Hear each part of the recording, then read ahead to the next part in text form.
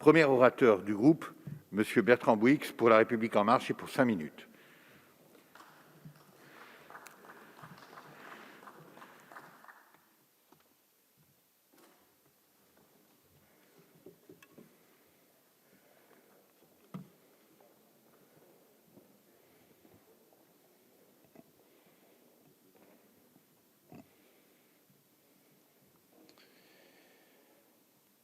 Monsieur le Président, Messieurs les ministres, chers collègues, nous sommes réunis aujourd'hui pour débattre du plan de relance, ou plutôt sur les choix qui le constituent, puisque je pense que l'ensemble de nos collègues députés s'accordent sur son absolue nécessité.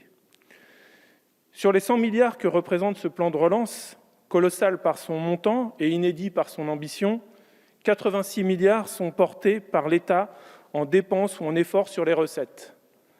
Les 100 milliards de France Relance, ainsi que l'affirmait le Premier ministre le 3 septembre dernier à cette même place, c'est le montant nécessaire pour retrouver dès 2022 notre niveau de richesse d'avant la crise.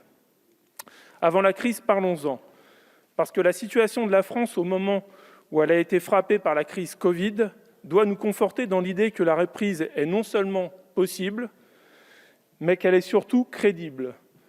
Pour parler simplement, début 2020, les voyants étaient au vert, le chômage en baisse notable et durable, et les perspectives plus qu'encourageantes. Les réformes engagées depuis 2017 avaient commencé à porter leurs fruits. En résumé, c'est un pays fort qui a été frappé par la crise. La relance n'en sera que plus forte. Que les choses soient claires. Personne ne prétend que nous soyons sortis de cette crise. C'est la raison pour laquelle nous devons retrouver un État stratège, un État qui prévoit et qui anticipe les changements et les difficultés futures. C'est le sens de l'effort massif en direction de la transition écologique et de l'économie verte. L'État ne peut se contenter de sortir le carnet de chèques. La question est moins combien que pourquoi faire. Alors bien sûr, j'entends les remarques. Trop d'argent serait fléché en direction des entreprises, comme si les entreprises en bonne santé étaient autre chose que des entreprises qui embauchent.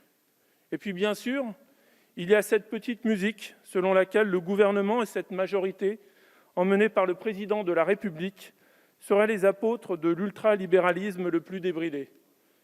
Ce déni de réalité pourrait faire sourire si dans notre pays, elle ne confinait à l'hallucination collective. Quel pays ultralibéral investit 33 milliards d'euros pour l'écologie et la transition énergétique ? Quel gouvernement ultralibéral consacre 34 milliards d'euros pour la compétitivité et la santé de son économie ? Quelle majorité au service d'une mondialisation débridée et sans barrière vote un plan de relance qui comprend 36 milliards d'euros pour la cohésion sociale ? Je vous pose la question, mes chers collègues. La cohésion sociale, c'est 36 milliards. Je me permets de répéter cet objectif et ce chiffre parce que derrière, il y a très concrètement la sauvegarde de l'emploi, l'accompagnement des personnes en situation de handicap, le soutien à notre jeunesse, notamment au travers de la formation professionnelle adaptée à la réalité du monde du travail.